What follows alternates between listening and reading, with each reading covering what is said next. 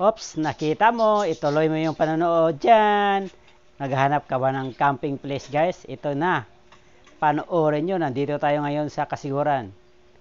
Ang Kasiguran guys, meron siya mga beach dito na pwede ka mag-camping, pwede ka mag-rent sa mga cottage nila. Kung wala kang camping, wala kang tent, pwede ka rin mag-rent sa kanila. So, nandito tayo ngayon guys. This is weekend rides namin ni Mrs. Ayan, si Max ang gamit natin. Tapos, yung tindahan na yan, bumili ako ng isda at saka manok. Actually, nagpaluto talaga ako kasi gutom na si Mrs. So, nagpaluto ako dyan para kakain muna before mag-prepare. Alright?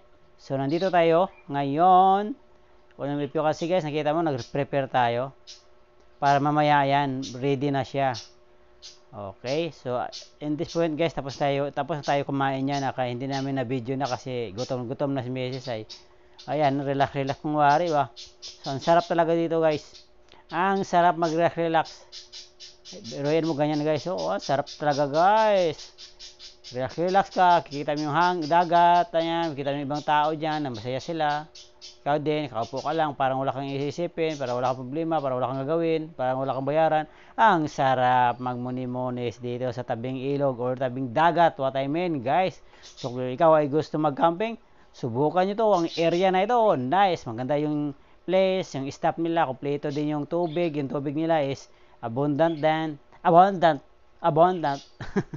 Marami din may tubig din, tapos bago yung CR nila, malinis ang place, maraming staff dito, naglilinis hapon tsaka gabi, ayan. Friendly lang din yung staff nila dito guys. So, ano guys, natuloy na talaga namin ni Mrs. yung camping namin. Tagal na namin to balak pumunta dito eh. Yung last year, napunta na kami dito sa Kasiguran. Tapos, hindi naman kami nag-camping. Balikan lang yun eh. So ngayon guys, at that point guys, nag-prepare na ako. Ayan. So, siyempre guys, kapag magandang area, mas maganda yung magluto ka ng madalian lang. So, nagdala lang kami ng Del Mundo nga luncheon meat ma. Yes.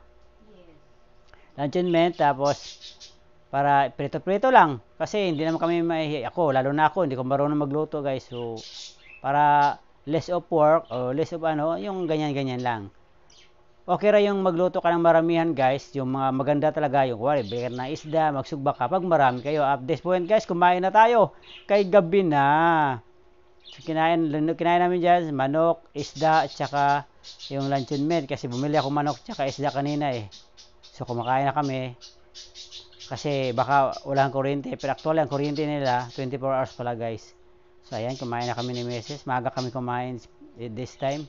So this is the first day namin sa Kasiguran. First night natin dito ngayon guys. So ayan, enjoy watching lang guys. Mayroon bang ibang episode to guys, or ibang video. Hindi na ko pinupol lahat dito. Okay? So ayan, enjoy.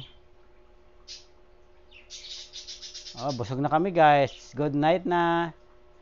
See you tomorrow. Thanks for watching.